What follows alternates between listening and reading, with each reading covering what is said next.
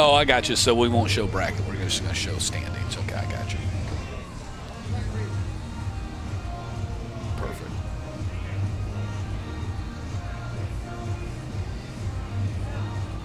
Yeah, Warwick Little League. Out of Newport News. Parker Jones, Jay. Yeah, I'm good. And then what do we see? It's Martin. You show it Martin County North, right?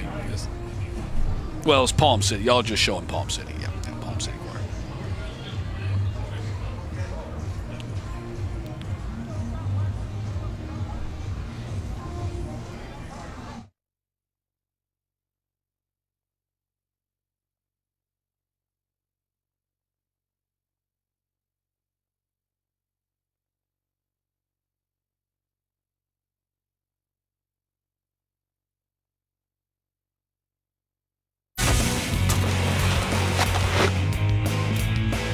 Welcome to Little League Southeast Park in Warner Robins, Georgia, where the fun has already started. It is day one of the Little League World Series Southeast Regional.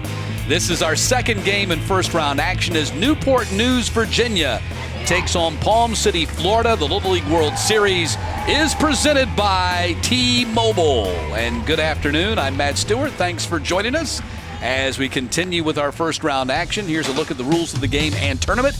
It's a modified double elimination format with these 8 teams, ages 10 to 12 play. They are 6-inning games, 2/3 the conventional field size, so 60 feet down the baselines instead of 90, and it's 45 feet from pitcher's mound to catcher instead of 60 feet 6 inches, 225 to the outfield fence, and mandatory minimum play. Everybody gets at least one plate appearance in the game. Here's a look at our standings after one game, a thriller to start this day off as Greenville, North Carolina held off Shenandoah Junction in a wild game at the end, 4-3 the final. So North Carolina in the winner's bracket at 1-0, West Virginia loser's bracket at 0-1.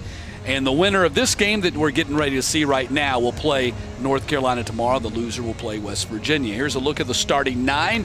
For Newport News, starts with catcher Parker Jones off the top, then Jalen Jupre in right field batting second. Blake O'Berry, the pitcher, bats third. Batting fourth is the shortstop, Graham Hutchins. Jamal Jones in center field bats fifth, followed by Ethan Ellis at second base batting sixth.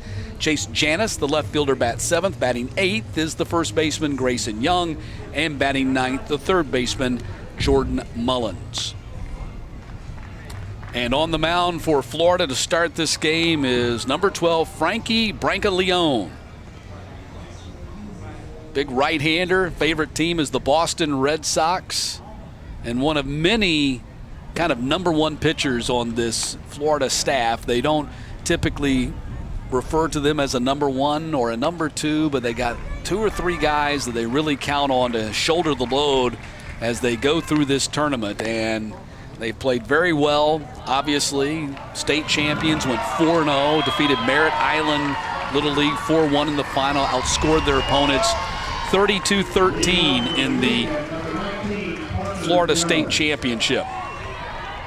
Second appearance for Martin County North Little League in the Southeast Regional. First time since 2013 when they reached the semifinals before losing to South Nashville, another team that's back in this tournament, now being called by Nolensville Little League, and we'll see them later on tonight in our last game of the day against Alabama.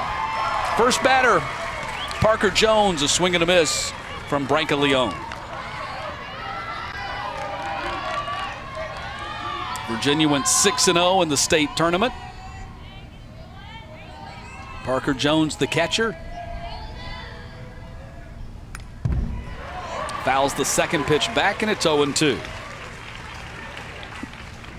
Parker Jones, 5 foot, 100 pounds, 12 years old, Gildersleeve Middle. Call him Jonesy.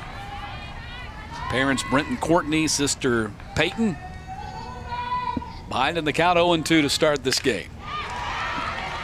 On the ground to the shortstop.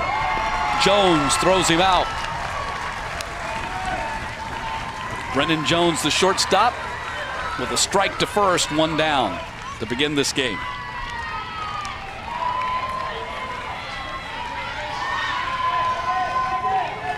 Even though the crowd numbers here at the Southeast Regional are being limited because of COVID, the families that are here making a lot of noise. Here's Jalen Jubre, the right fielder.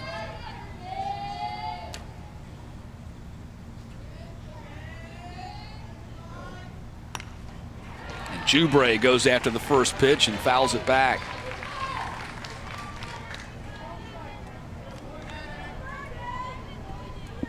There's Jubre, 5'5", 125, likes to eat steak. Who doesn't? 12 years old. The question is medium, medium rare.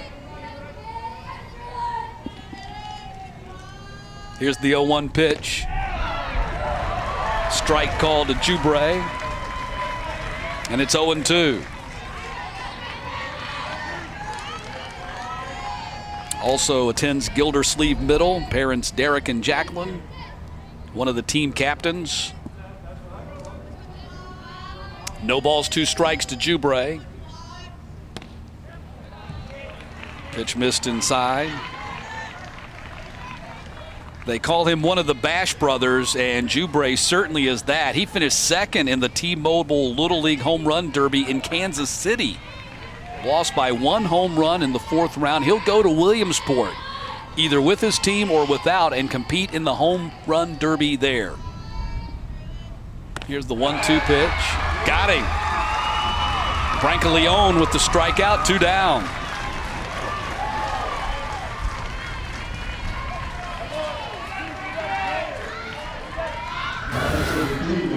Number 31, Blake O'Berry. So 2 down in the inning, and here is Blake O'Berry, the pitcher for Virginia, the number 3 hitter. Another one of the team captains.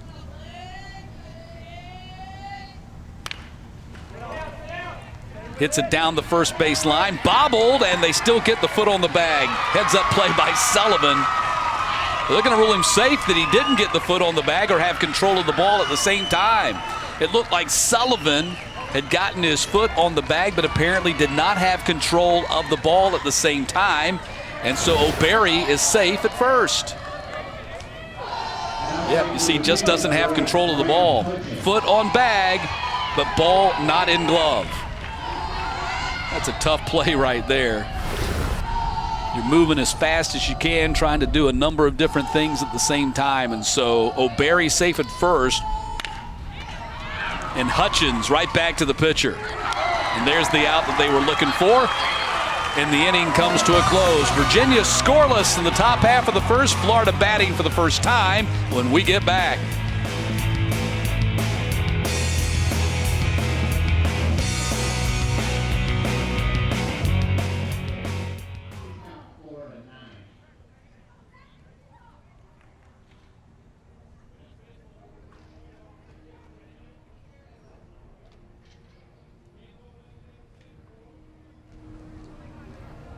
Avery Sports Photo is the official photographer of the 2021 Southeastern Regional Tournaments. Please be sure to visit their booth on the concourse to view their game photos and creative work they can do for your child and your team. Little League Southeast Park is a tobacco-free complex. This includes vaping, chewing tobacco, and all other products.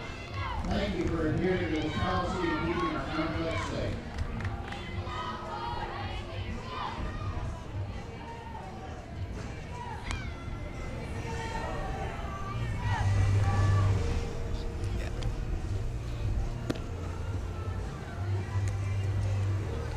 Back in Warner Robins, Georgia, Newport News scoreless in the top half of the first. Now Palm City, Florida grabbing the bats for the first time. Let's take a look at the starting 9 for the champions from the state of Florida and Martin County North Little League. They'll lead things off with their second baseman, Zach Stern. And then Brennan Jones, the shortstop, will be batting second. Followed by John Thornton at third base. Brancaleone, the pitcher, batting fourth, followed by Preston Sullivan at first base, batting fifth. William Winterkorn, the right fielder, bats sixth, followed by the catcher, Parker Shoup. Evan Morjohn, the left fielder, bats eighth, and Tyler Fitzgerald, the center fielder, batting ninth. And Blake O'Berry, who we saw reach on the error in the top half of the first inning, out there to pitch for Virginia to start this game. Blake O'Berry, favorite team, the Celtics. It's very interesting as you kind of go through the player bios that they give to us, all the different choices of players and teams that are their favorites and their different likes and favorites in life, all the way down to food and movies and actors, and a lot of the same things you'll see from player to player, but every once in a while, and especially in places like Virginia where they don't necessarily have a professional sports team, it's interesting to see the teams that these kids pull for. And of course, there's the Washington Nationals and the Baltimore Orioles, closest professional sports teams to Newport News. So Zach Stern leading things off for Florida.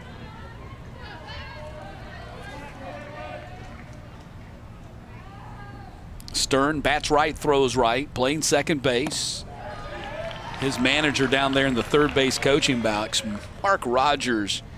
What an interesting story, and you get a lot of interesting stories as well among the managers and the coaches, but Mark Rogers, quite the accomplished sports agent with a roster of athletes that includes Russell Wilson and Trey Mancini. And he has, on not few occasions, gone to that well and used those guys to like send them video messages. You talk about some cachet with the players, some inspirational messages from those professional athletes as that ball is hit foul by Zach Stern. Send him a specialized, personalized video message. One of the perks of his job, but he's been doing it a long time. Even ever going back to his oldest son, who's now in his 30s. Started coaching Little League. He's got 5 children, and he's worked his way through the ranks of coaching Little League while his children have all grown up. And, of course, they're all grown up now, and he's stayed with it. Got the team in the Southeast Regional. Here's the 2-2 pitch. Missed low and away. It's now 3-2 to Zach Stern.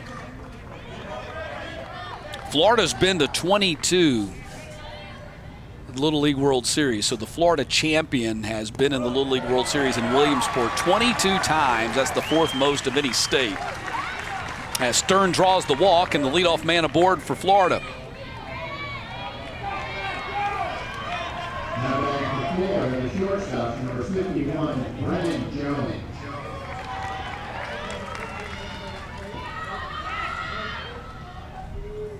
Here's Brennan Jones, the shortstop.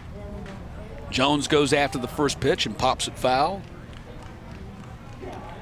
Bats left, throws right. He's their shortstop. And if you're wondering where Palm City, Florida is, you're not alone. At the state tournament, Governor Ron DeSantis showed up, had autographed baseballs for all the teams and players participating in the state tournament. When they got to Mark Jones, he said, now exactly where is Palm City? I'll keep it simple. It's on the coast. Ball popped up over our heads and over the overhang. But they kept the bucket, one of the many different icons that they carry around. And Mark Rogers says he's not a superstitious guy, but for a guy who's not superstitious, they carry around a lot of little trinkets and icons for good luck. And the bucket is one of them. Jones swings and misses. Ball goes away, gets away. Runner advances to second.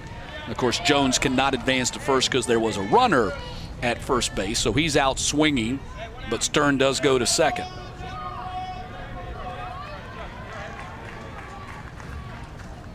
So the story on the bucket real quick. The baseballs that were signed by the governor came in a bucket, and so they took the bucket with them, then the bucket got busted.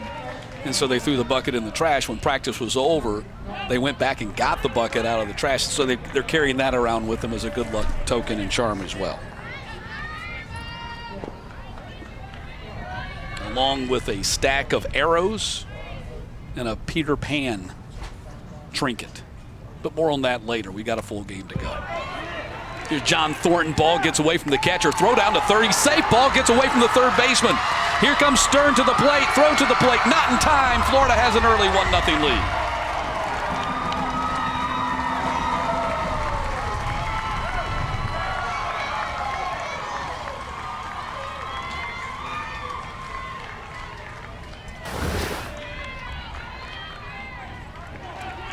by the catcher. You see the aggressive base running. Ball skips by the third baseman, run in for Florida. Inside out swing by Thornton is hit foul. Count 2-1 to John Thornton. Florida's third baseman, and Florida out to a 1-0 lead here.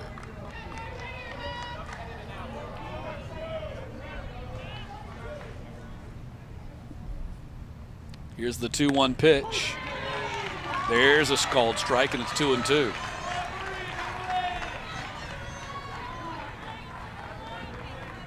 So a tough luck first inning for Blake O'Barry. 2-2 pitch. Looked like a breaking ball. Missed inside. 3-2. By and large, the pitchers at this level are going to be pretty steady diet of fastballs, maybe a changeup. But every once in a while, they'll bring a breaking ball in there. Called strike, 3, and there's 2 down. Second strikeout for O'Barry.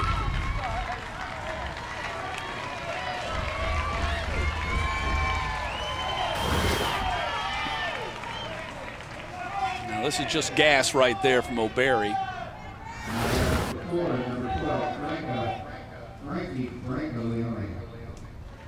Brancaleone steps up to the plate. He's the pitcher, bats from the left side, although he pitches from the right. And there's ball 1.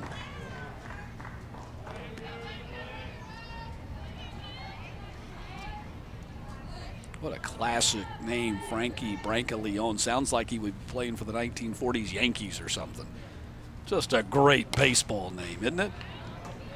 Hit foul, and the count now 1-1 to Brancaleone. Run already in for Florida here in the first inning. Our second game of the day. If you missed the first one, man, it was a fun one. 4-3, Greenville, North Carolina holds on to beat West Virginia. And so now that North Carolina team awaits the winner of this one tomorrow at 4 o'clock.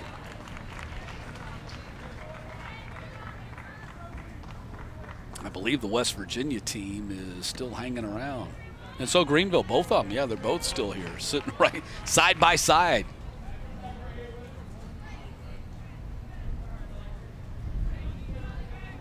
Vested interest in the outcome of this game, that's for sure. 2-1 pitch. Looked like he changed speeds on him right there. He might be 11 and 12 years old, but they're already learning the crafty art of pitching. Here's the 2-2 pitch. Got him. 3 strikeouts for O'Barry in the inning, but it was the one leadoff walk that came back to bite him as Stern came around and scored right there. 1-0 Florida. We're heading to the second.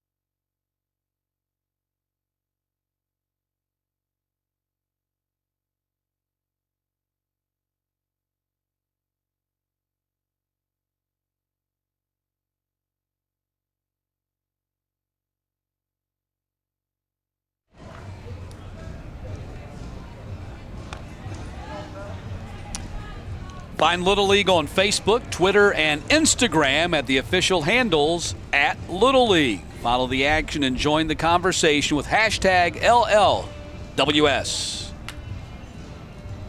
A great first day of Little League action underway here in Warner Robins, Georgia. You see the fans from Newport News, Virginia, decked out in the red. Warwick Little League here supporting their team. In Florida with the early 1-0 lead as we head to the second inning. It has been a nice day for baseball here in Warner Robins. Not too hot. And if you're familiar with the area, you'd know exactly what I'm talking about. It can be a scorcher here in the middle part of the state. And because of the cloud cover that we've had most of the morning, giving way a little bit here as we get past the 1 o'clock hour.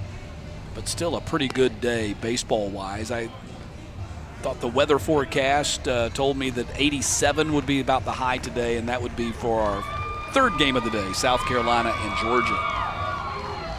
Tennessee and Alabama play later on.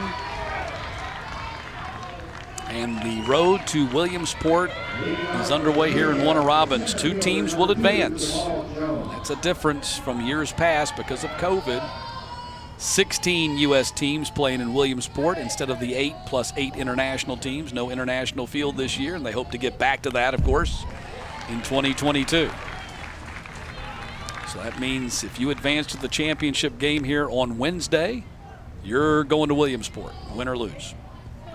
Takes a little bit of the pressure off. Here's Jamal Jones batting for Virginia. 5'3", 100-pound, 12-year-old. Goes to Mary Passage middle. Favorite player, Juan Soto. His favorite team, the Orioles. Hit 2 home runs in the state final for Virginia.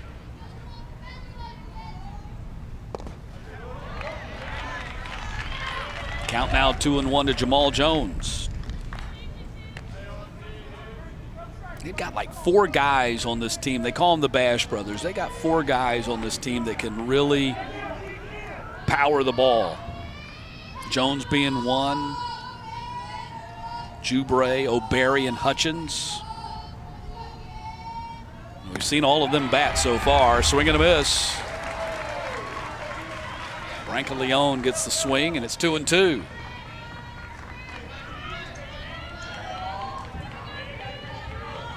Virginia decked out in the red and black. Florida in the royal blue and red.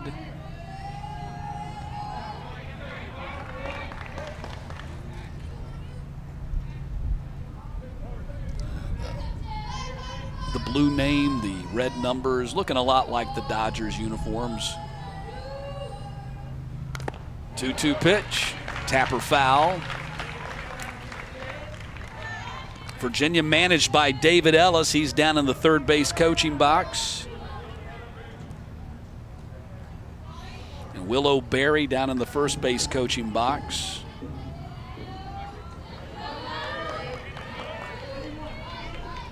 Jeff Eicher, the third member of the crew, in the dugout.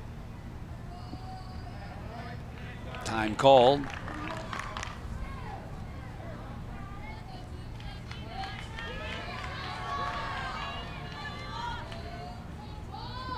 Here's the 2-2 pitch. Swing and a miss. Brancaleone gets his second strikeout. So that is 5 strikeouts between these 2 pitchers combined through the first 7 outs of this game.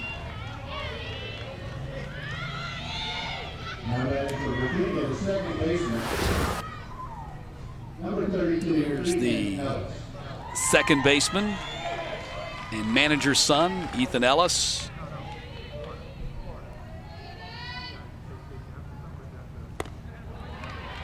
"5'80", 12 years old, Gildersleeve middle. His favorite players, Lamar Jackson and Manny Machado. Raven and the Orioles, his favorite team. Of course, Machado used to play for the Orioles. And Lamar still plays for the Ravens.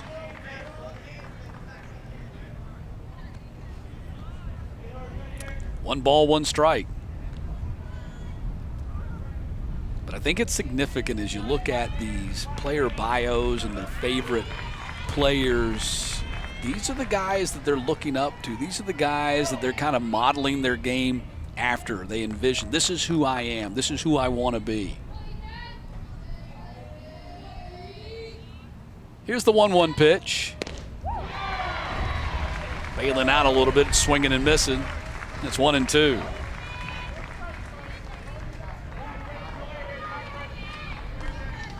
Ethan says he gets ready for the game by singing "We Ready" to myself. Everybody's got their own little special routine.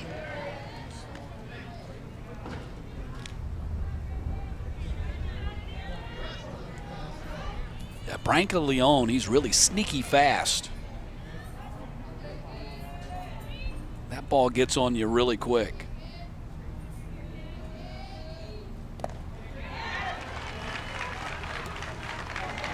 Muscled up a little bit on that one, a little bit too much, buried it in the dirt. 3 balls, 2 strikes.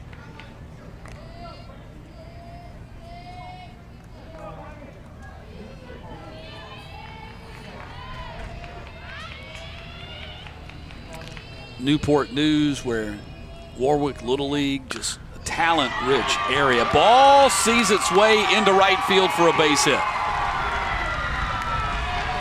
Ethan Ellis, first hit of the day for Virginia. C&I single between the first and second base hole.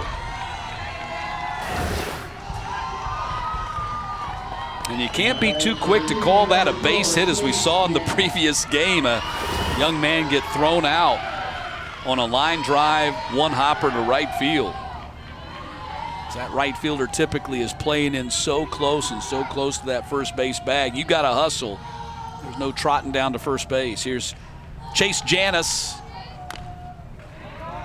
Tapper out in front. That's a foul ball.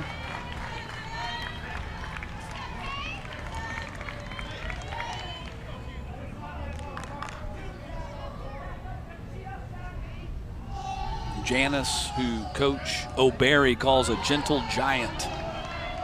He's a big kid. You can just tell looking from behind home plate. Here's the 0-1 pitch. That missed low. 1 ball, 1 strike. Ellis down at first base. Second base runner for Virginia in this game. Virginia playing from behind. They trail 1-0 here in the top of the second. Here's the 1-1 pitch. Chased it.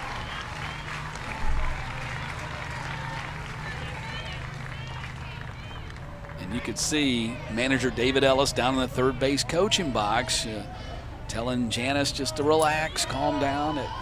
Easy for him to say. You can imagine what the nerves are like for these kids playing in this tournament.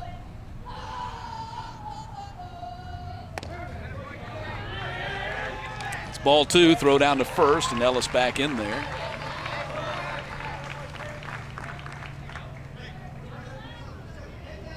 Jonathan Hagan, our first base umpire. Harold Brannon's calling the balls and strikes. Michael Grossman at second and Eddie Smith at third base.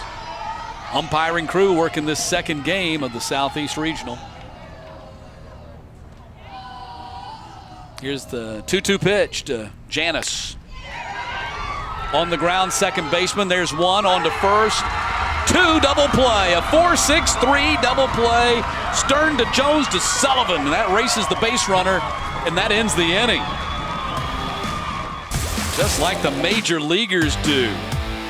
Nicely done. Very smooth. Great execution.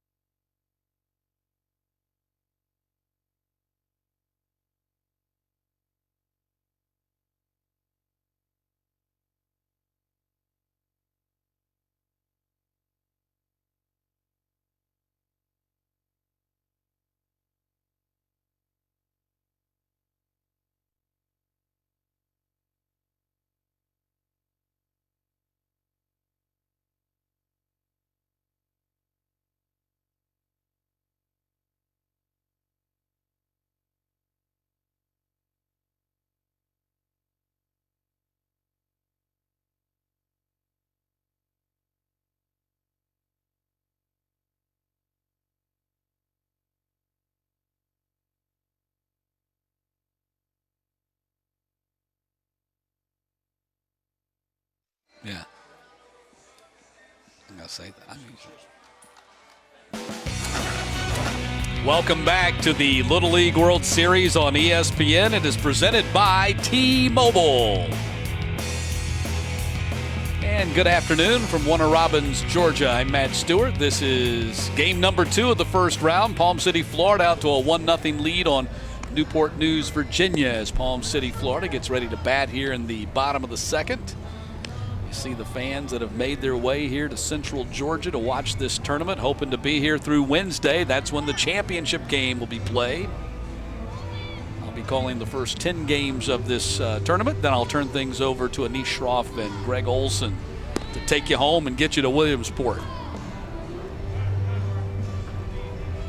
Such a fun time. I mean, these kids, this is the last bit of summer right here in a lot of places. Even here in Warner Robins, I saw the kids on school buses. They've started school already here. And if they haven't started school yet in Newport News or Palm City, Florida, they will be soon.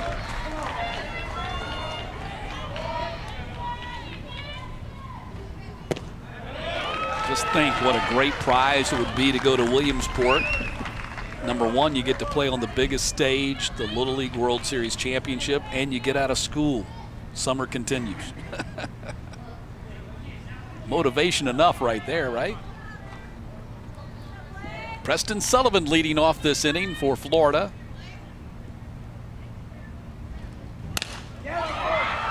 That ball is hit down the line and left. Long run and a diving attempt out there by Jubre. Could not come up with it.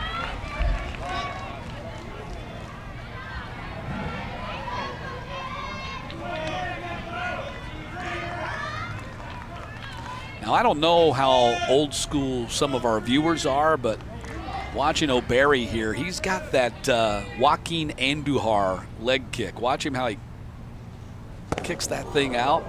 Gave him a little chin music right there, just like Joaquin Andujar would do, right? Don't dig in too tight on Joaquin Andujar. Make sure that you stayed loose.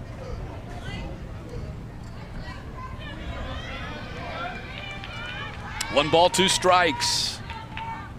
It's Blake O'Barry on the hill. A little bit off the plate. Just missed the edge. It's 2 balls, 2 strikes.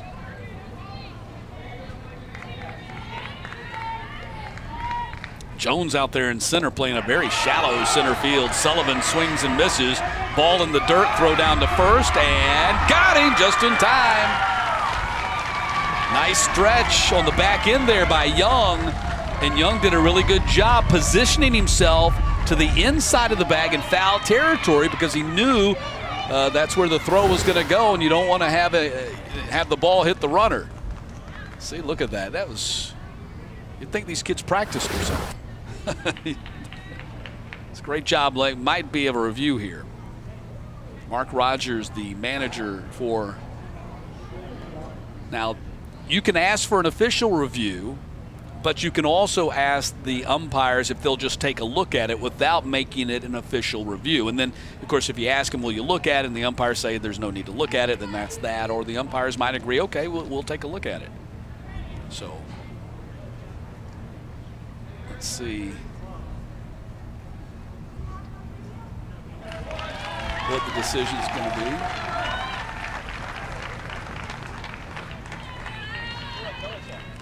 So after the umpires confer, they agree. The first base umpire says, nope, he was out. So Jonathan Hagan confirming that. Now batting for Florida, the right fielder, number 6, Will Wintercorn. So here's Will Wintercorn, the right fielder for Florida. Wintercorn, 5'5", 110 pounds, 12 years old, goes to Hidden Oaks Middle. Parents Phil and Julie, brother Jack.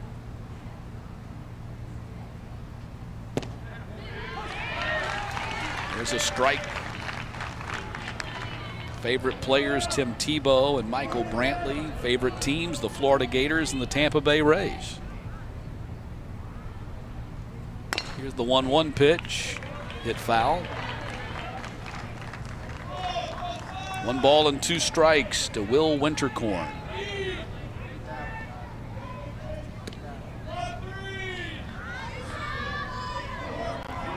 And I don't know whether we'll be able to see it or not, but Will Wintercorn says part of his routine is he hangs a rally shark in the dugout. So maybe they've got a rally shark hanging down there in that Florida dugout. Little nubber back to the second baseman.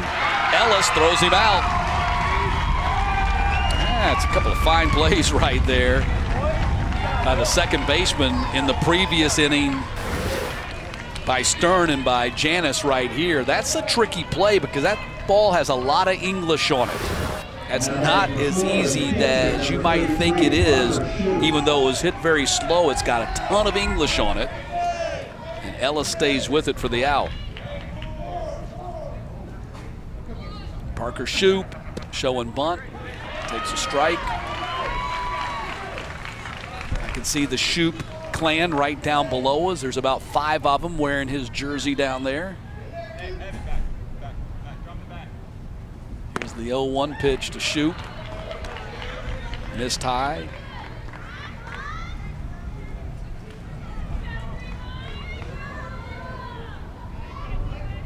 One ball, 1 strike to Parker Shoop.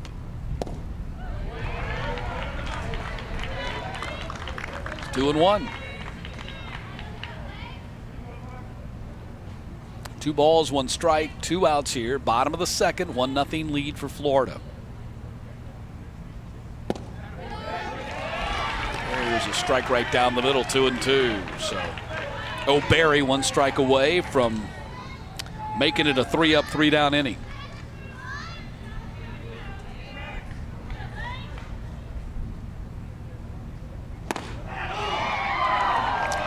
Some pop on it right there, but outside.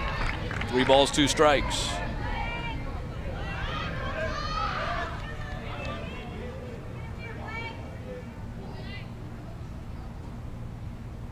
Three-two. Back to the pitcher. O'Barry throws him out. 3 up, 3 down for Virginia. Defensively, we'll head to the third. 1-0 Florida.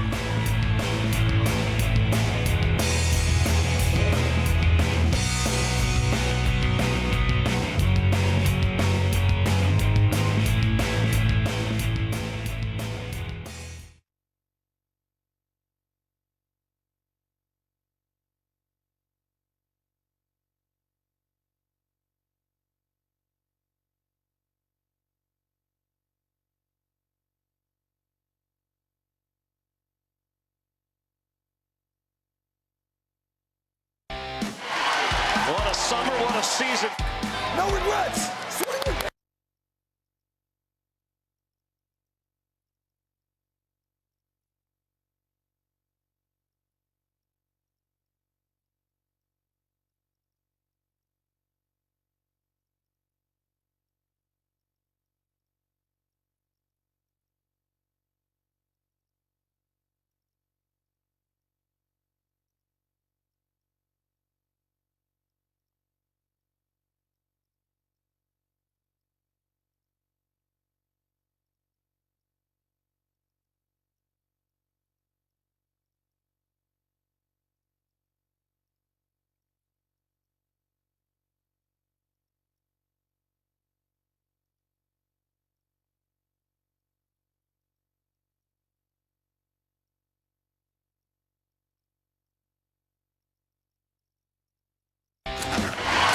What a summer, what a season. No regrets. Swing it, baby, swing it. It is dropping, the dive, and the catch is made. Whatever happens, guys, again, it's going to be a great day. Very proud of you guys. Let's have some great fun today. Huh?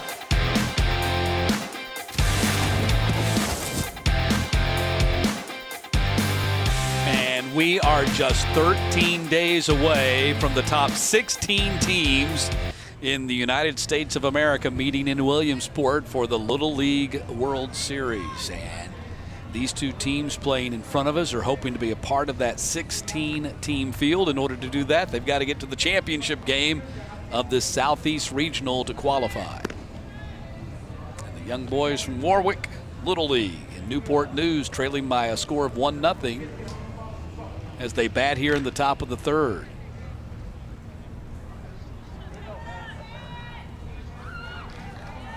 As Jeff Eicher makes his way out to the first base coaching box with the most immaculate beard in all of Little League. Leading off to the big first baseman, number 23, Grayson Young. 7 years in the making. Jeff Eicher and his beard. A life of its own. Grayson Young, the number 8 hitter, batting for Virginia.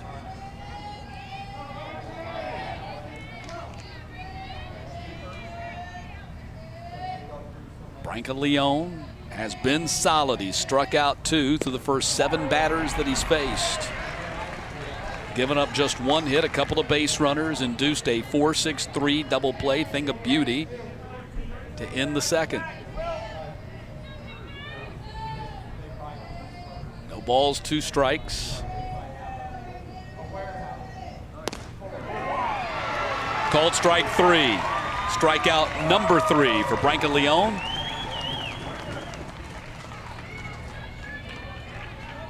Great way to start the third inning.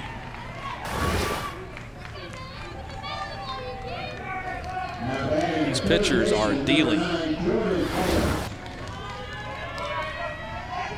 7 total strikeouts between Branca Leone and O'Berry through the first 2+ innings. Jordan Mathis, the third baseman. Jordan Mullins, pardon me, the third baseman batting here.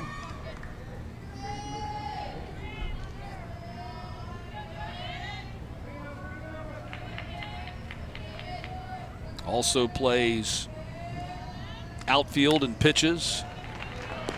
Playing third base to start today, but as you saw in the first game, where you start the game might not be where you finish the game. And it might be the third or even maybe fourth position that you end up playing before the game is over. Out of necessity, remember these players are multi-dimensional. Many of them also pitch, and so you end up moving them all around the field. Kind of like cross training, you have to be able to play almost every position out there. About the only position that doesn't typically change that much will be the catching position. 2 balls and a strike to Mullins. It's now 2-2.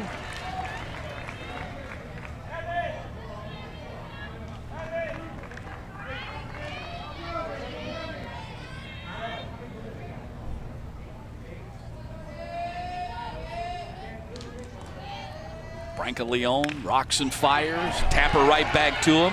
Shortstop Jones going to take it, throws him out.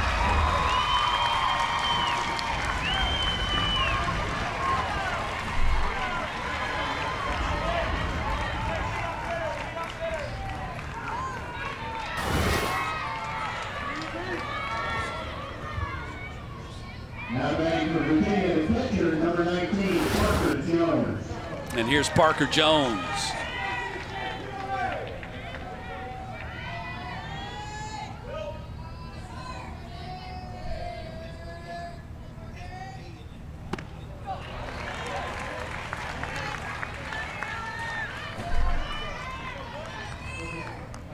So Parker Jones batting here, grounded out to the shortstop his first time up.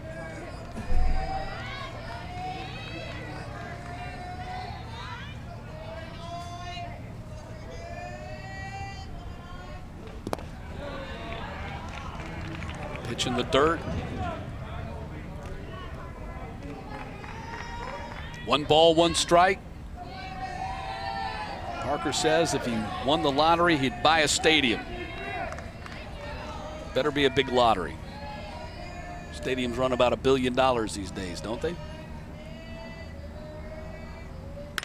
Here's the 1-1.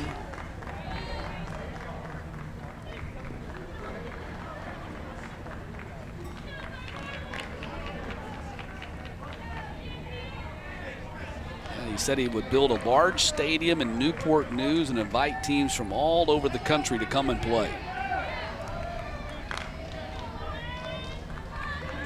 Mike Trout, Cal Ripken, his favorite players. Orioles, his favorite team. 1-2 pitch. Tapper on the infield. Brennan Jones gets another shot at it. Same result. 3 up, 3 down. Heading to the bottom of the third. 1-0 Florida.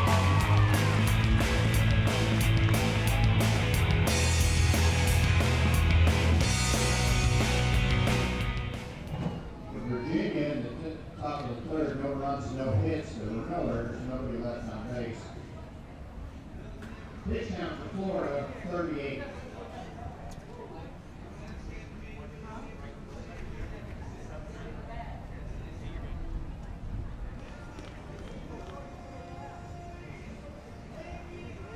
Little League would like to thank our official partners, including Chick-fil-A, Dick's Sporting Goods, Musco Lighting, and New Era Cap, for their continued support.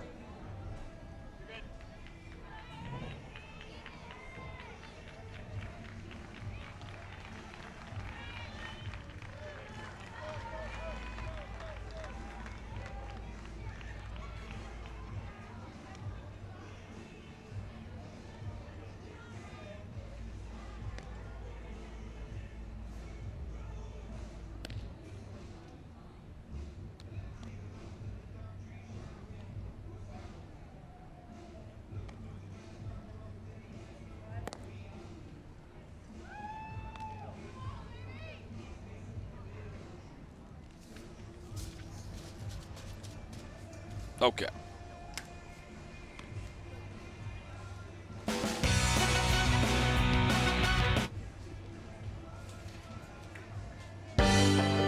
Catch all the excitement from the Little League Baseball and Softball World Series tournaments and visit the first ever virtual fan zone experience. Visit littleleague.org/fanzone.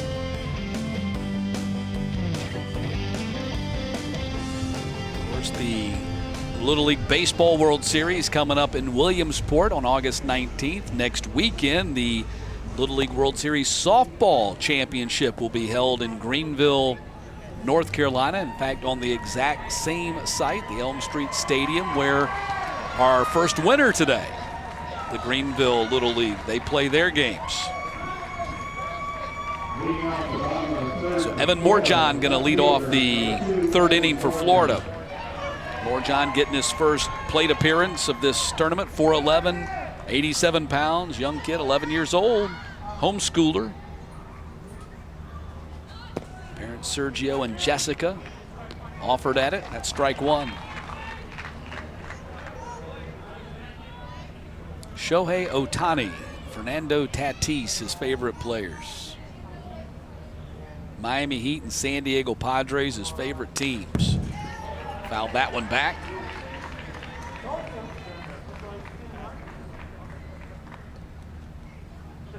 Says ever since he was 2 years old, he wanted to play in the Little League World Series. Now he's closer than he's ever been to realizing that dream. Here's the 0-2 pitch to Moorjohn. Did he offer? He was able to hold up, and it's 1-2. And they're going to rule that he struck out. They appealed, and he went around. That's 5 strikeouts now for O'Berry.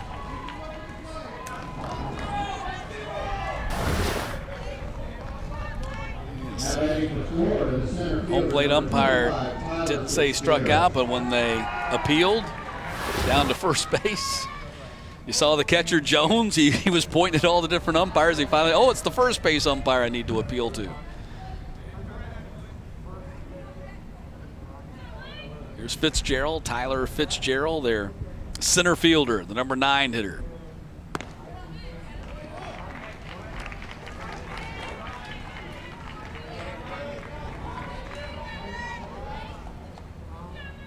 Florida has won 4 Southeast regional titles.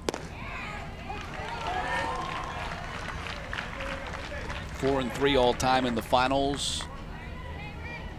Last appearance coming back in 2011 in the championship game. And he offered.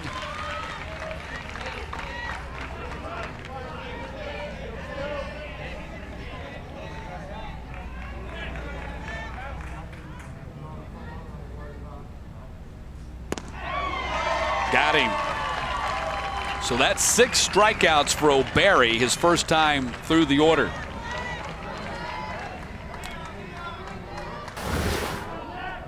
He's been hard to hit. But the 1 run for Florida scored on his leadoff walk to Zach Stern, this young man, back in the first. Stern was able to come around. Wild pitches and then a throwing error down to third base allowed him to score.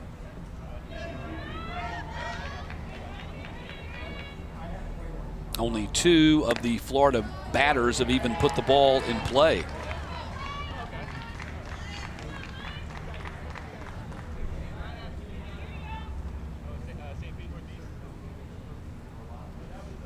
But Florida has the lead. 2-0 pitch now, 3-0. This is the same place he got to with Zach Stern before.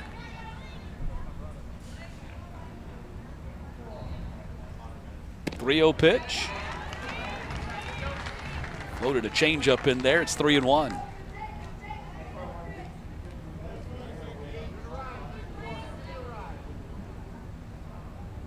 O'Barry again. Walked him.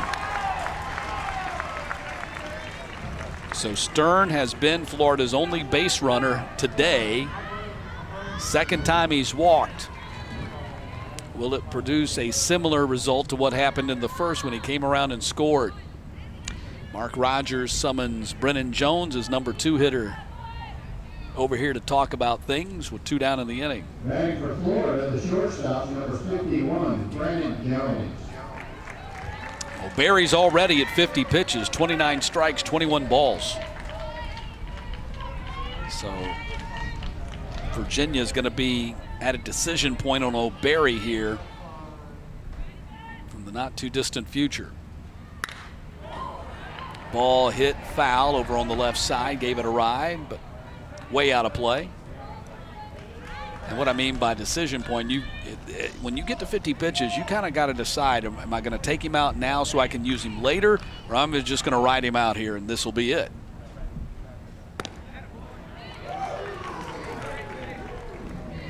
So, I mean, because if you max him out today, 85 pitches, if I'm not mistaken, that means he would not be able to pitch again theoretically until the championship game on Wednesday. Ball is poked into right field for a base hit. Runner heads to third, strong throw, and he's safe. He beat the tag. Heading into second is Brennan Jones, first hit of the day for Florida. They got runners at second and third.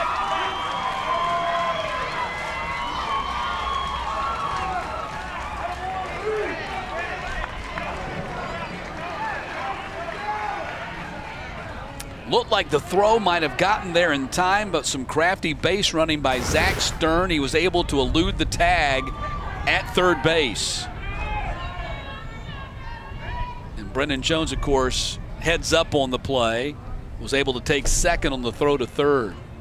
Strong throw. You see the throw is there a little bit up the line, and that enabled Stern to get in there and beat the tag.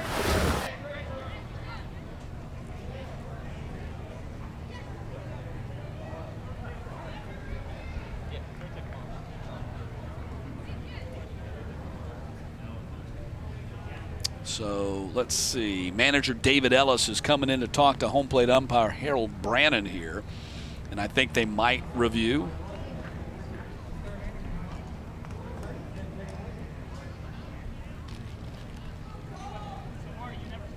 Well, this is one of Robin's challenges to call it third. The coach called it third. Yeah, so they're going to take a look at the call at third base to see if it might be overturned, and why not? It is a huge play right here. It's the difference in the inning being over and the inning continuing with runners at second and third.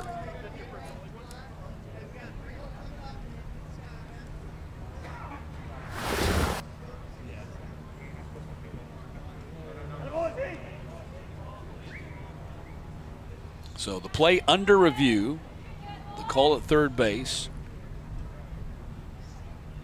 Eddie Smith, the third base umpire, ruling that Zach Stern was safe, beat the tag.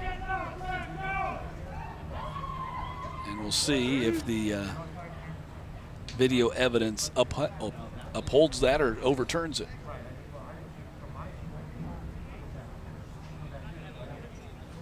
Another look at it. Yep, it looks to me like he gets in there. It was just late because the throw was a little bit up towards the left field line, the left field part, and he had to reach back and, yep, see, I don't think the tag reached his leg until the foot had hit the bag. But we'll see what they see. But it looks to me like he was indeed safe. Looks like they got the call right on the field.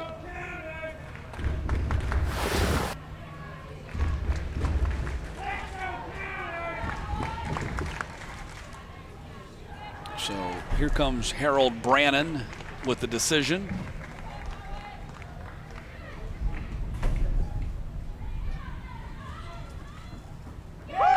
Safe. So the inning continues for Florida. Second and third and 2 outs, and O'Barry, who has been masterful, his first time through the order, and already now at 53 pitches, facing a crucial batter here in John Thornton, the third baseman, who struck out looking his first time up, and swings and misses at the first pitch to him here.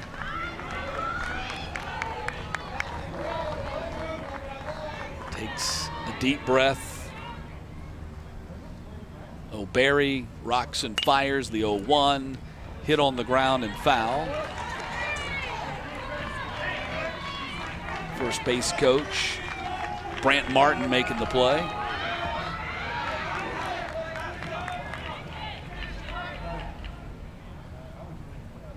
Oh, 2. Chopper on the infield, but foul. We'll reset the table and do it again. Count remains 0-2.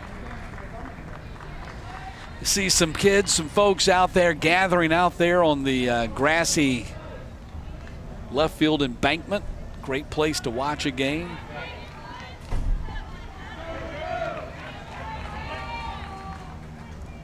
Folks coming out to enjoy some baseball. 0-2 pitch. Tap foul again.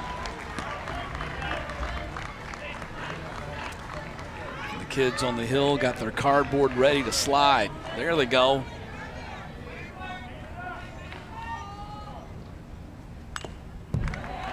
Another foul off. That's 3 in a row that Thornton has gotten a piece of to stay alive behind 0-2 in the count.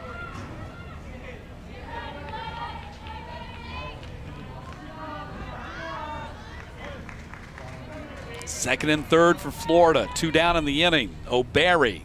0-2 pitch again. Hit in the hole. Run scores, and it's 2-0. RBI single for John Thornton. Plays Zach Stern. 2-0 Florida. Brennan Jones stops at third. Runners at the corners.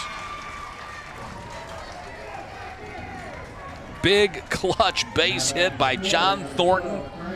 Fell behind 0-2 in the count.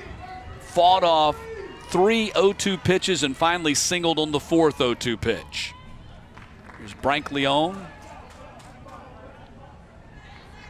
Frankie Brancleone, who's pitched very well himself.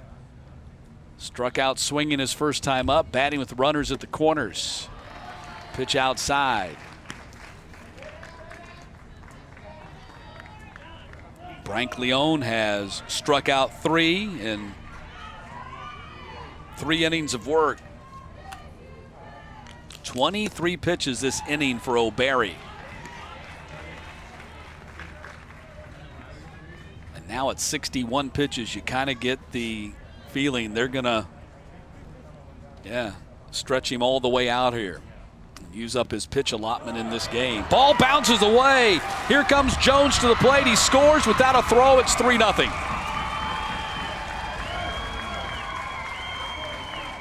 Thornton goes to second.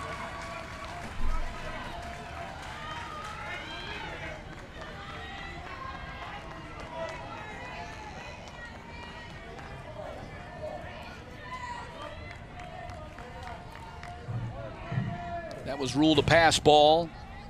So 3-0 lead for Florida. Brankleone batting here, runner at second. 2 runs in for Florida here in the bottom of the 3rd inning.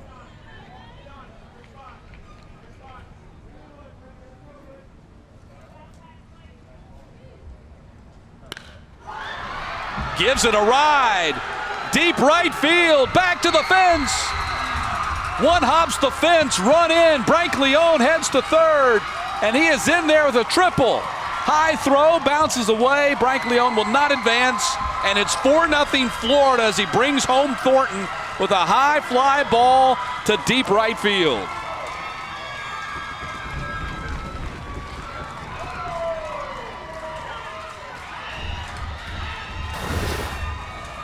A 3-run 3rd for Florida. Brankleone cranked it about as far as you can without putting it out of the park.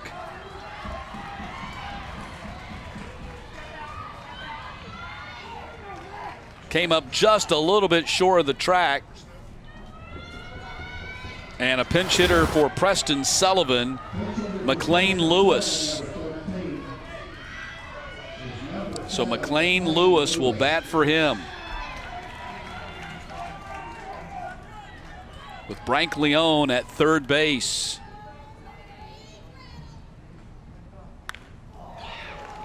Fouled it back.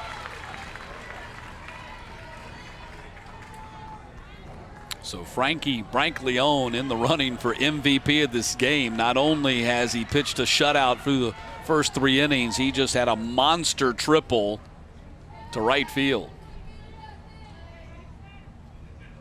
Here's the 0-1 pitch. And Lewis socks that to right field, but right to Jubre to end the inning. But what an inning it was for Florida.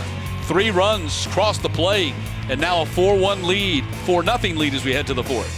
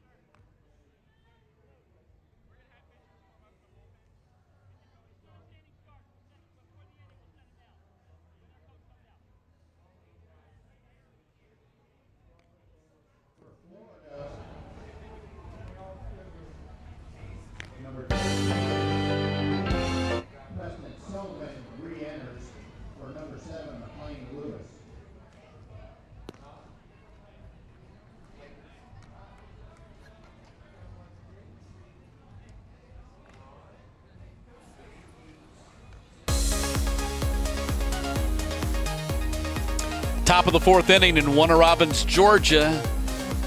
Finally some patchy blue sky overhead with the fluffy white clouds. Been overcast most of the day, and that's kept the temperatures down, and that's a welcome relief.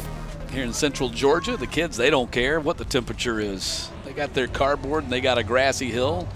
Most of them sliding, some of them tumbling. But having a good time here at Little League Southeast Park in Warner Robins, Georgia. For many, many years now, the site of this regional, one of the stops on the way to Williamsport. And they still talk about the day when they put 7,000 folks in this stadium, and Jake Fromm led Warner Robins to Williamsport and the Little League World Series. The future quarterback at the University of Georgia, and now with the Buffalo Bills. Jalen Jubre going to lead off the inning for Virginia. Struck out swinging his first time up.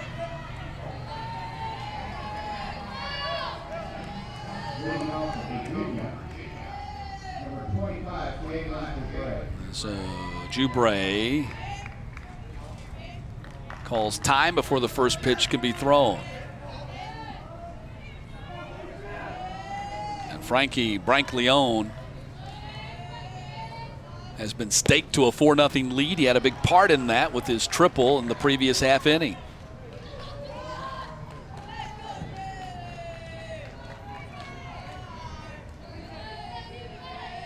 He has held Virginia to 1 hit so far. That was a 1-out single by Ethan Ellis in the second, and only 2 base runners.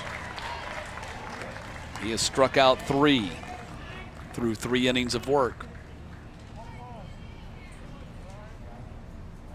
Looks like they're going to get some guys warming up down there in what we'll call the bullpen.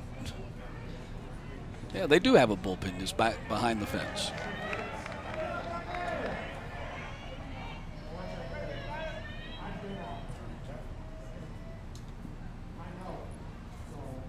So Ethan Ellis has gone down there to start warming up for Virginia in the bullpen.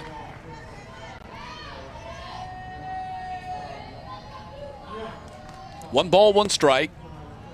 Pitch outside, 2-1. But I was mentioning on it earlier just the vast wealth of athletic talent that has come out of that whole Newport News area, the Tidewater area.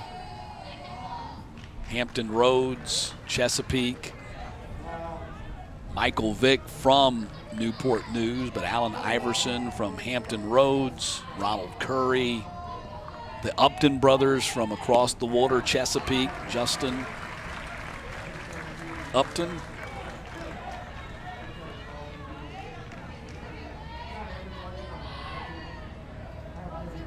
JT.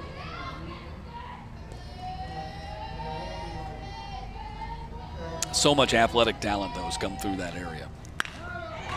And that ball is socked to center field and over his head. Going to bounce off the fence. Joubray is going to take second base. Double, stand-up double for Jalen Joubray to start the 4th inning.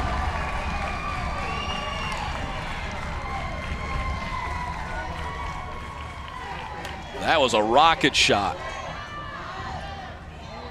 Easily their best contact of the day. Gets the Warwick fans up on their feet. And Blake O'Barry, still in the game as the pitcher, stands in.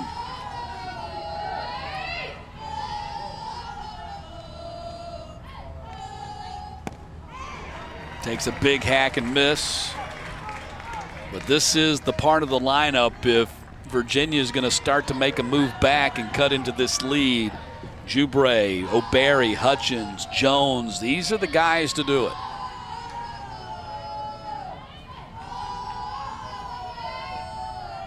Here's the 0-1 to O'Barry. Ricochets off the glove of the first baseman, throws back there, got the out there. That great defense by Florida. That ricochets off the glove of Sullivan, and Stern, who scored twice for Florida today, is there to pick it up and throw him out. Joubray did go to third on the play, but watch this. Stern just all over the place. And that was the pitcher, actually, who comes back over to cover. Brancleone getting the job done, fielding his position as well as pitching. He came over there and covered that first base bag after Sullivan was out of position trying to get the ball.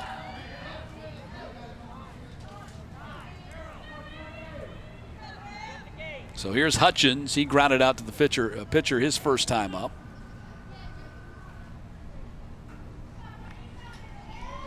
So Ellis, who was down there warming up, comes racing back in from the bullpen because he's due up in this inning, the way things are going. He's going to get a chance to bat.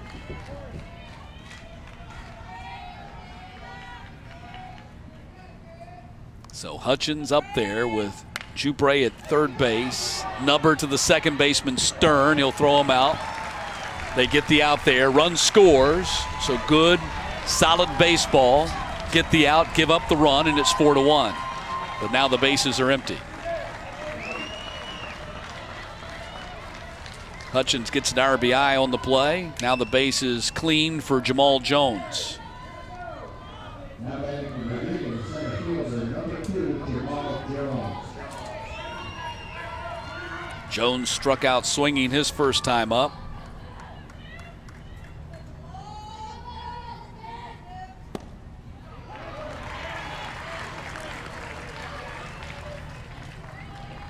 That's right, throws right. Parents Lawrence and Tanisha.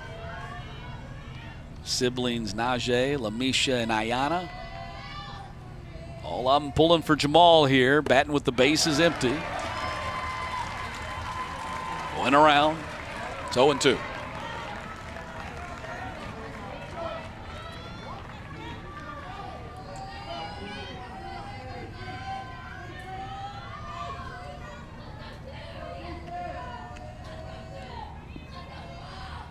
Frank Leon got him on 3 pitches. Strikeout number 4 for Frank Leon. But Virginia does get on the board. Jubray's Brigg double led to it. We'll head to the bottom half. 4-1 Florida.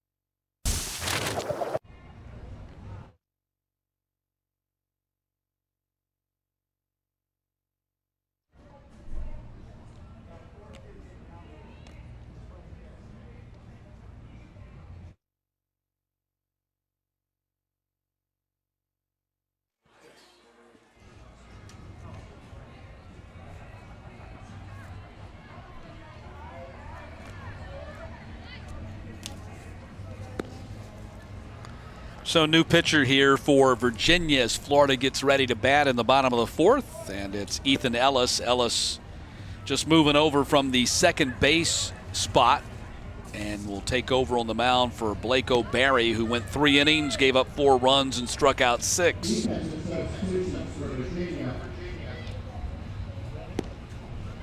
So I'm waiting to listen to hear what the defensive substitutions are. So Grayson Young. So Barry's going to now be at first base. And Young is out, I believe. Parker Jones is now at second base. Oh, and Grayson Young is now going to be the catcher.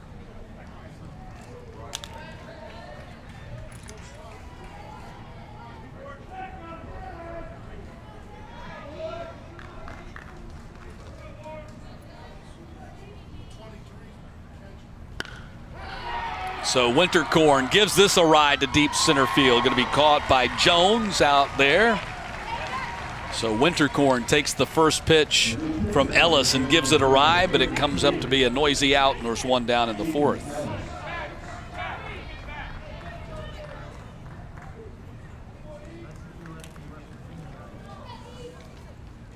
Okay, that was Thomas who was batting and not Wintercorn. So we're trying to keep up with the substitutions here. So that was Thomas batting as they made the substitution. It looks like we're going to have another pinch hitter right here as well. So Galdiz is going to bat for Florida here. So Galdiz will bat for Schaup. So Mason Galdiz batting, 5'2", 90-pound, 12 years old. Bats left, throws right out of Hidden Oaks Middle.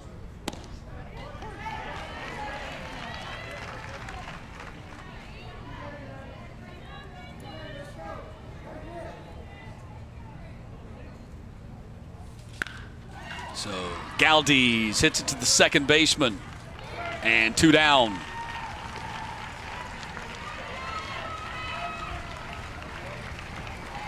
So a quick 2 outs for Ethan Ellis after inducing Thomas into a long fly ball out. Gets Galdes to ground out to the second baseman. Here's Moorjohn. He struck out swinging his first time up. And he hits this one towards the gap. Jamal Jones had some trouble with his footing. Moorjohn digs into second with a stand-up double.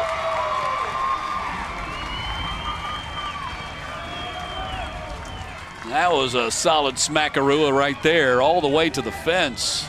He really lit into that thing. Little Evan Moorjohn got a lot of power in that punch. See the big high leg kick as he swung through.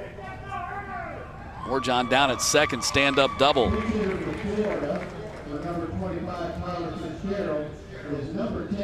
Jack Fernair is going to bat. So Jack Fernair will pinch hit here for Tyler Fitzgerald.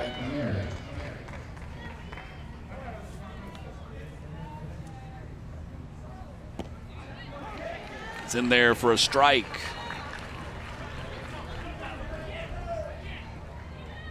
So Florida's been able to make some pretty good contact off Ellis since he came in to pitch. Fouled back. Thomas, deep fly ball to center. Galdes grounded out. Moorjohn a double to the fence. And now Fernair batting, the number 9 hitter in the order.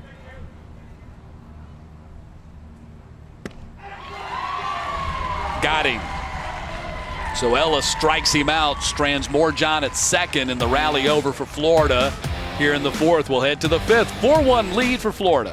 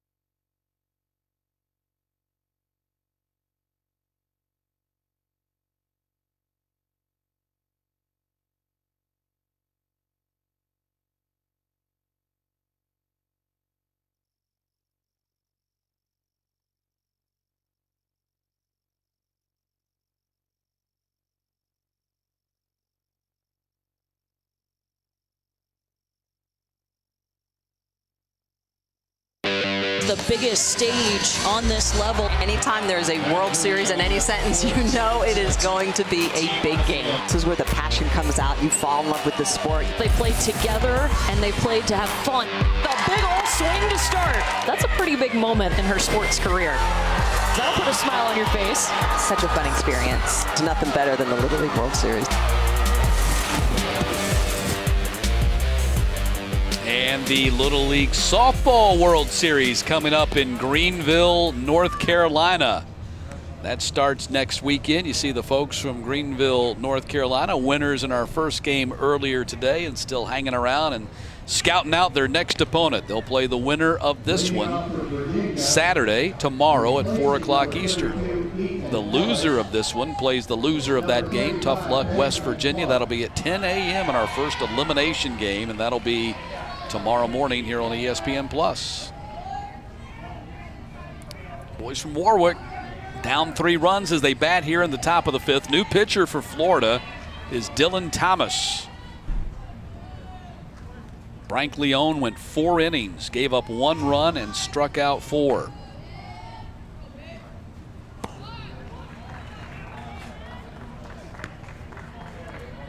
And Benjamin Clark batting here to start this 5th inning for Virginia. There's Dylan Thomas, related to the great Hall of Famer Chipper Jones.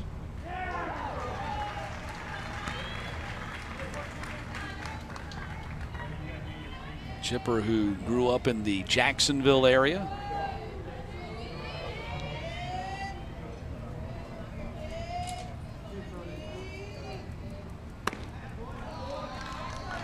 The pitch outside to Clark. Favorite player, Cody Bellinger. Favorite team, the Dodgers, and his favorite movie, 42.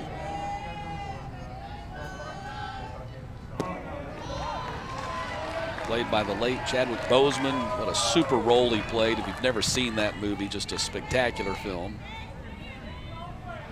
But he says the most fun thing about Little League is Miss Betty's snow cones after the game. And Benjamin Turtle Clark draws a leadoff walk.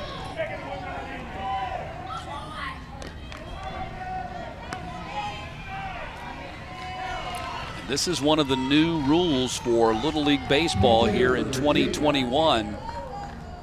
In the past, Number 4, Chase Janis. The pinch hitter is number 7, Mason Mowry. and Mason Mowry going to pinch hit here for Chase Janis, and Mark Rogers out to pay a visit to his pitcher, Dylan Thomas. But one of the new rules to Little League Baseball here in 2021 in the substitution rules is typically, in the past, if a kid like who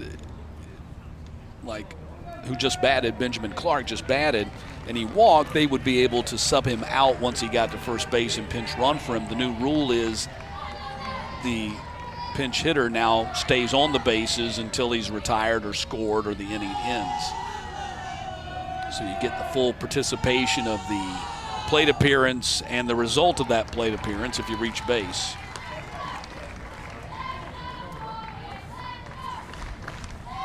Mason Mowry at the plate. Says his nickname Slim Shady.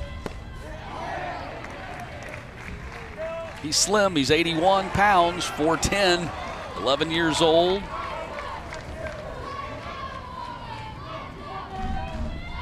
One ball, one strike to Mason Mowry.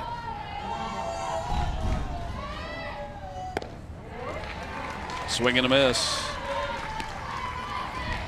1 ball, 2 strikes. And again, the participation rules, mandatory participation rules, state that every player on the roster, 13 member rosters, every player gets at least 1 plate appearance.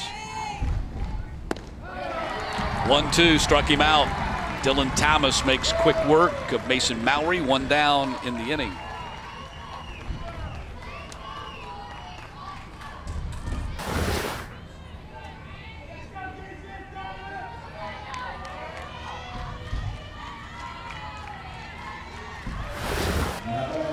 And we'll have a pinch hitter here for Grayson Young, and this will be Bryant Hurt.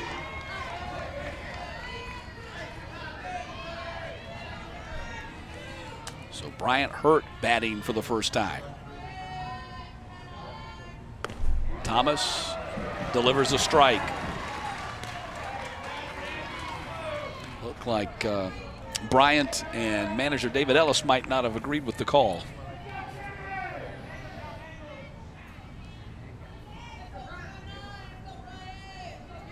Steps back in the 0-1 pitch, and that's a strike. It's 0-2.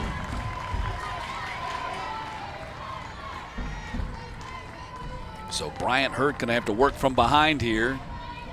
Down no balls and 2 strikes. 1 down here, top of the 5th. Things getting late for Virginia. They're down to their final 5 offensive outs in this game. Gives that one a ride, deep center field, back towards the gap, and the center fielder, Fitzgerald's going to take it.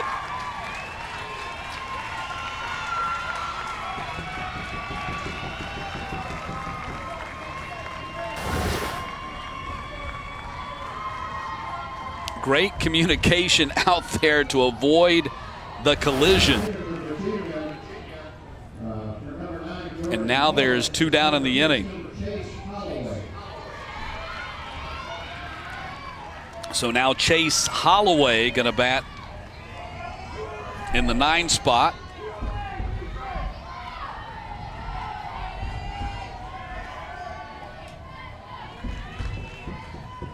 Hurt gave it a ride, but not far enough. That ball hit the left field.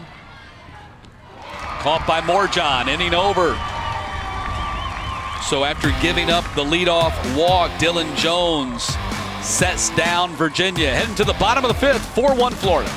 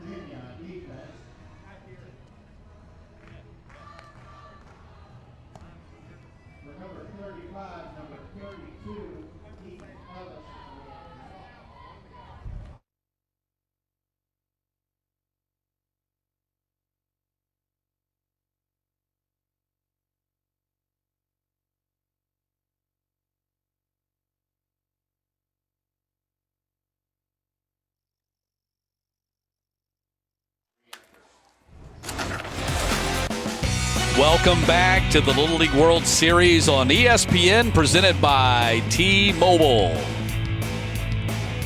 And we are coming to you from Little League Southeast Park in Warner Robins, Georgia. What was an overcast morning giving way to a fluffy, cloudy Friday afternoon here in central Georgia. Game 2 of our 4 first-round games. Greenville, North Carolina, defeating Shenandoah Junction, West Virginia, 4-3 in our first game, and here a 4-1 lead for Florida on Virginia. Getting late, bottom of the 5th. Remember, these are 6-inning regulation games. So just one more set of at-bats for Virginia to try to tie it up at least and stay alive in this game. Zach Stern. Young man's been in the middle of everything today. He scored 2 of their 4 runs. And both times after walking. The old nemesis of every pitcher, the base on balls. And they do come back to haunt you, and Zach Stern has been proof of that for the Virginia staff today. Blake O'Berry and Ethan Ellis, the second pitcher used. And that's a solid base hit if he can get to first in time. And just barely. Sometime before this tournament is over, I'm going to stop saying that it's a base hit to right field until I see him safe at first, because it's such a short distance. So often there, that right fielder's got a shot to throw him out if the ball gets to him quickly, as it did right there. But Zach Stern with the base hit to start the 5th. And that's great news for Florida, because every time he's been on, he's been able to score. Brennan Jones batting for the 3rd time. Struck out swinging in the 1st, singled and scored in the 3rd. Sends that one down the left field line, but foul.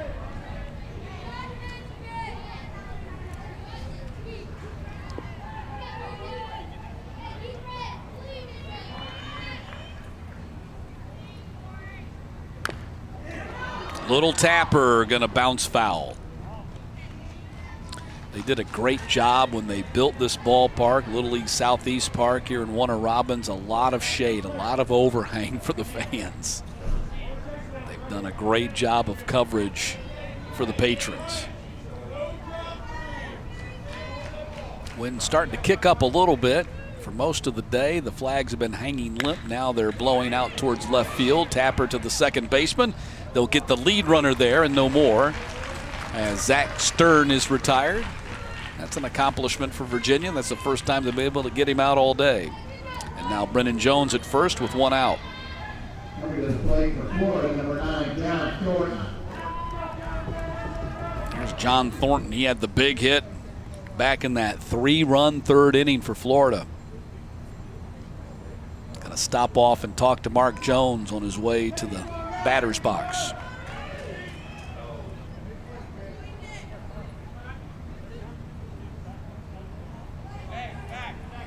Home plate umpire. I don't know, motion down there for something. Maybe it was some equipment they needed to get back in the dugout or something. I'm not quite sure.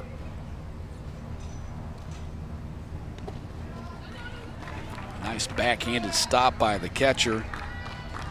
Grayson Young in there.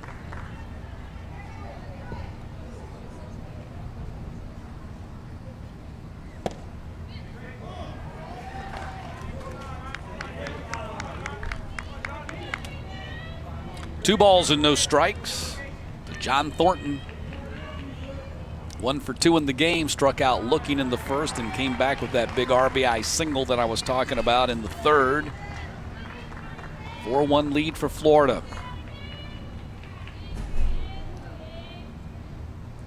.30 showing bunt, takes a strike. Closing in on a spot in the second round against North Carolina. If they can win this, Florida would play North Carolina tomorrow.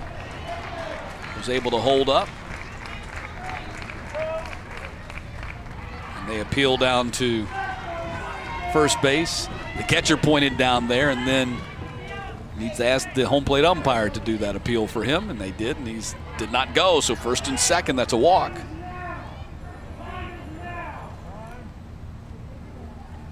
Now time called as David Ellis makes his way out of the Virginia dugout. See if they're going to make a pitching change right here. Looks like they might be in the process of doing that.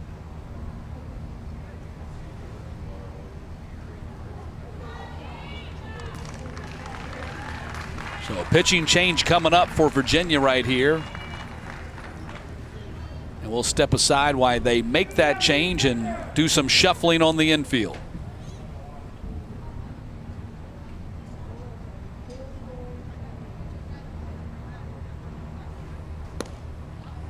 The new pitcher for Virginia is number 9, Jordan Mullins.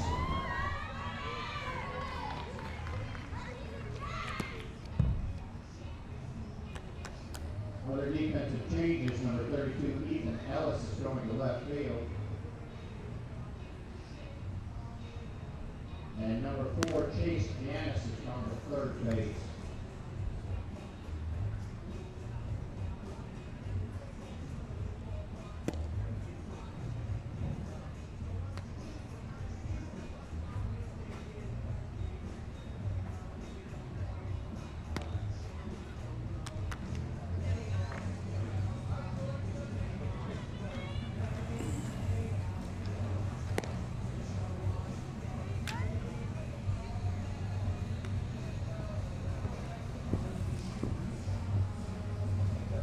So Jordan Mullins now in there to pitch for the Virginia team. He won the lottery, going to buy a house for his mama, which would probably be a house for him too, since he'd be living in it. So, but he's in the pitch, the third pitcher used by Virginia. O'Barry, the starter, struck out 6th. Then Ethan Ellis came on, and now he's out in left field. So how about the circuitous route that Ellis has made his way across the infield and outfield? He started out at second, went to pitcher, now he's in left. And now Janis comes in from left and is playing third.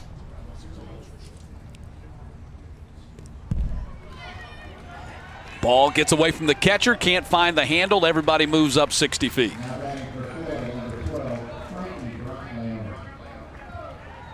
Frank Leone at the plate.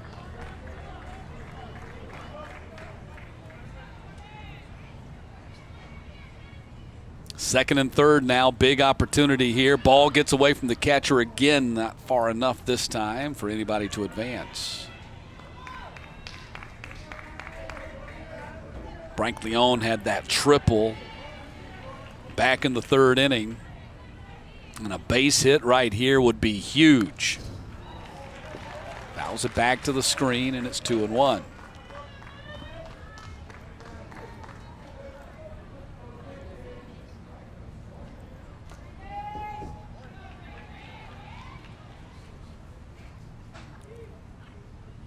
So Jones at third, Thornton at second. Now everybody's moving up 60 feet as the ball gets away. Jones touches the plate, and it's 5-1.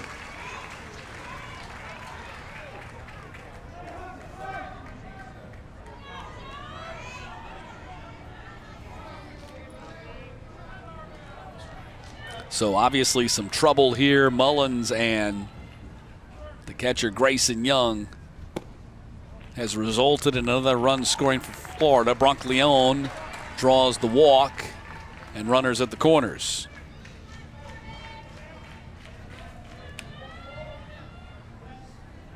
And Preston Sullivan back here batting in the number 5 spot after he was pinch hit for his previous time up. So runners at the corners, a chance to really, if not blow this game open, put some big breathing room between Florida and Virginia, with Virginia one more chance to bat. Ball gets away again. Another run scores. Thornton sliding home at 6-1.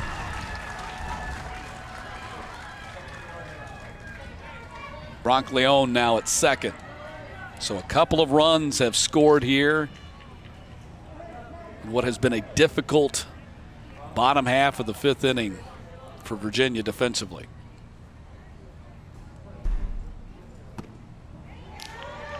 Sullivan swings and misses. It's 1-1.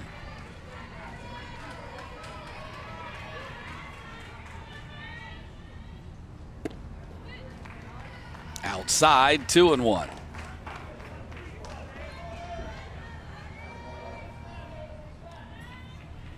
6-1 lead for Florida here as they bat in the bottom of the 5th, hit on the ground. That'll be the second out of the inning.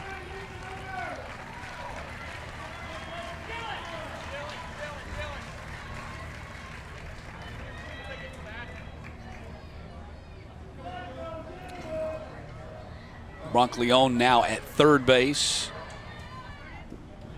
And Dylan Thomas, the pitcher, going to bat.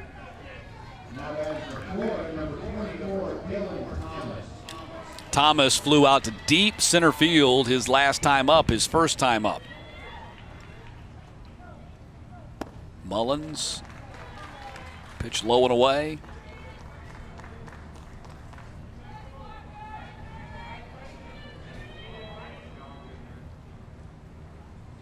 One-0 pitch. Might have changed the speed on him right there, and it's 1-1.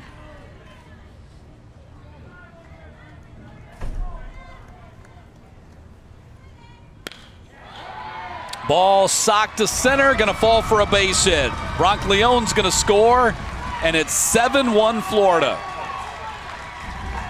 RBI single for Dylan Thomas. That's two really solid hits for Dylan Thomas, or contact, I should say. He flew out to deep center field his first time up, and now a solid single to center. They'll pinch run for Dylan Thomas right there. Will Wintercorn going to pinch run for him.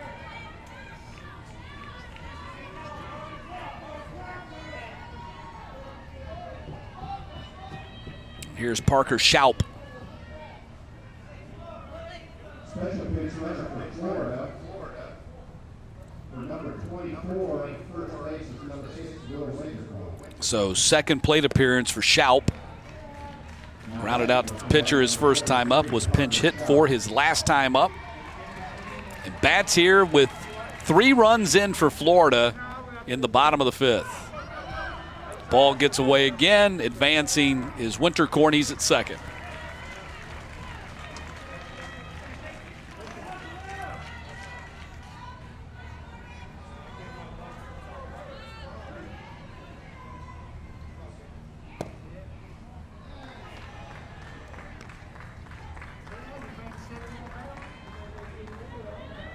Count now 3-0. Things have gone awry for Virginia here in this inning. That's a 4-pitch walk for Schaup.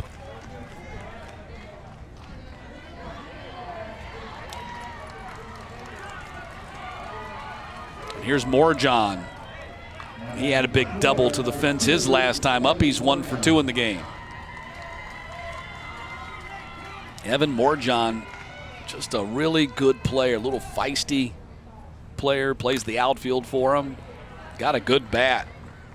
Don't let his size fool you. Mullins back to the pitcher.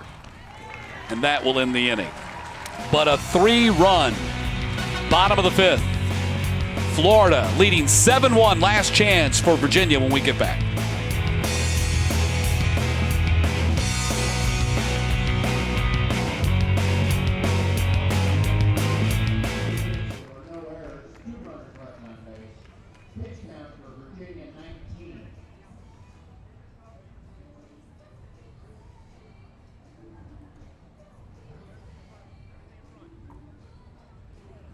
At the conclusion of this game, all sections under the stadium roof will need to be cleared to prepare for our next game. We appreciate your cooperation. Thank you.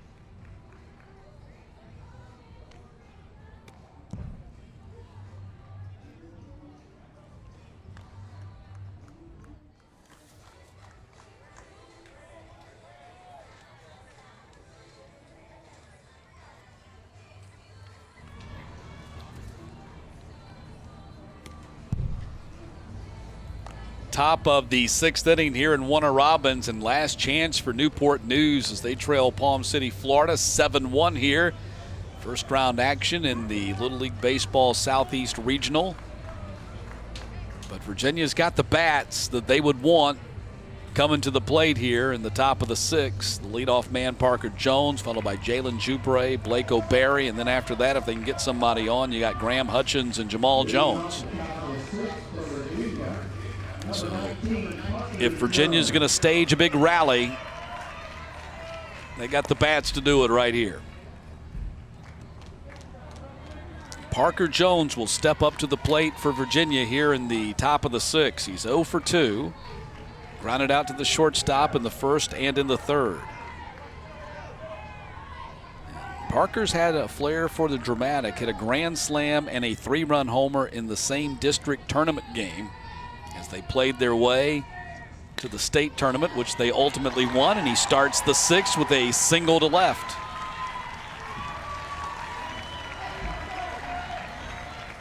So Parker Jones trying to get a rally going here for Virginia. First pitch singled into left field. That brings Jalen Jupre to the plate. He doubled his last time up and scored their only run of the game on a ground out by Hutchins.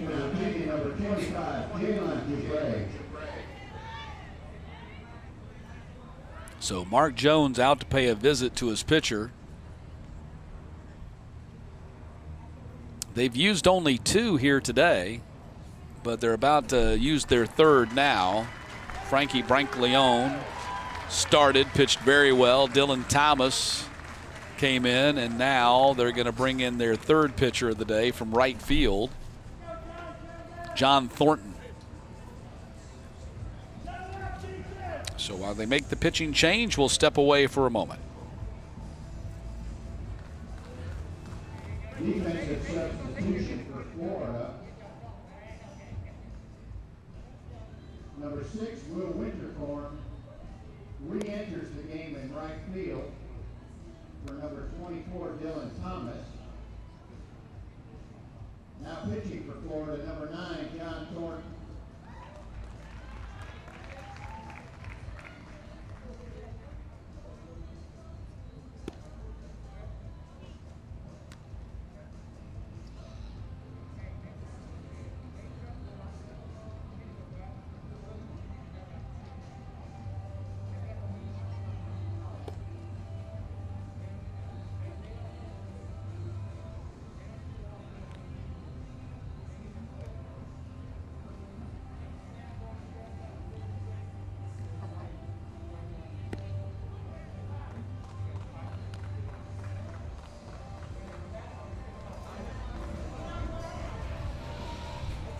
Well, John Thornton makes his way in from right field to become the third pitcher of the day for Florida in this game. You can see his favorite singer is Frank Sinatra, Old Blue Eyes, in this day of hip-hop and rock. An unusual choice. He loves the classics. So he comes in here with nobody out in the 6th. Parker Jones at first base, and he's facing the heart of the Virginia order. Will Winterkorn has re-entered the game and is playing right field where he started the game. And Jalen Joubray steps up to the plate. Calls time as he waits for Thornton and Shoup the catcher to get on the same page with the signs. And that is ball number 1. I tell you, it is, don't want to go too far and say it's a science, but pretty darn near close as far as the substitutions in a Little League baseball game, because you have to marry the players to the position, and because they can't just come back into the game. They've got to, if a player has come out, they've got to come back in the same batting spot. You can't, if they were batting second, they can't suddenly be batting 7th. So the substitution has to match with where they were batting when they started the game.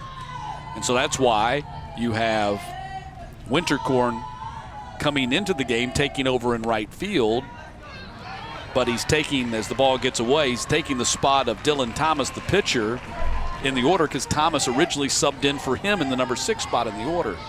So it gets a little complicated.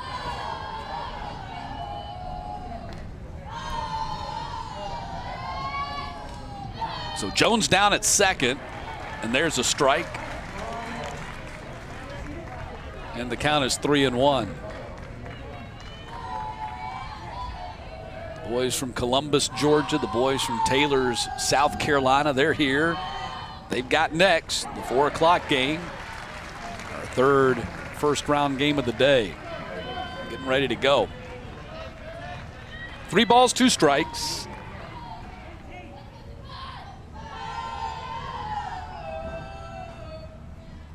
But if you're John Thornton and you're Mark Rogers, the manager of this Florida team, this is exactly where you want to be facing this beast part of their order.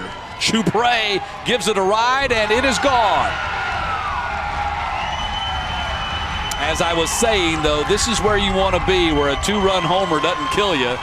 It helps Virginia. They've cut it to 7-3. They still got a long way to go, but Jalen Joubray just cranked one, a line drive right over the left field fence. Our second home run of this tournament.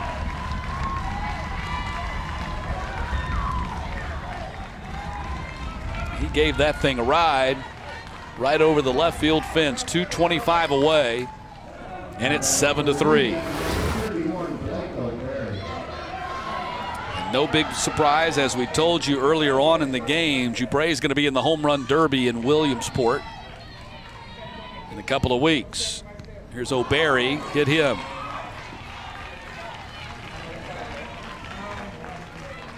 So O'Berry aboard. He'll take a moment to flex that off. Caught him in the back of the shoulder, it looks like.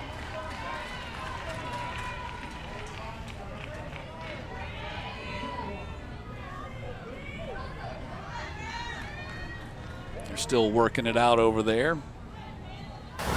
Waiting for him to be ready to go. Got him right there in the shoulder blade.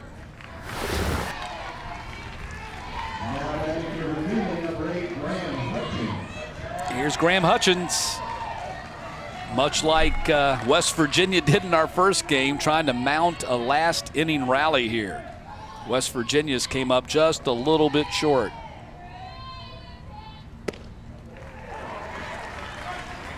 There's a strike to Hutchins.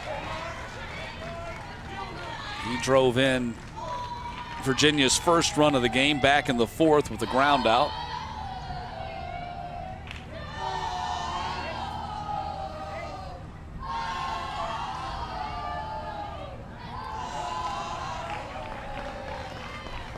Hutchins steps out, pace slows as the tension mounts.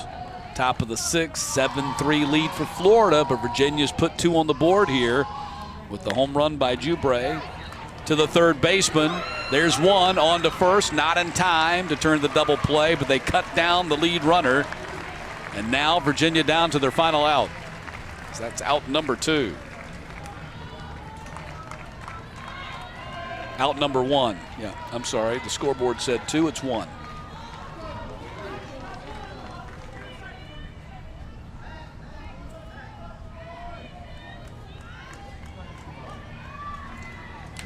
So Jamal Jones steps up to the plate.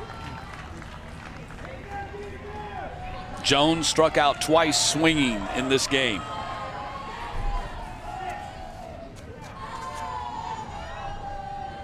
Jones got a lot of thunder in his bat too, hit 2 home runs in the state final. And hits this one sky high and out of play.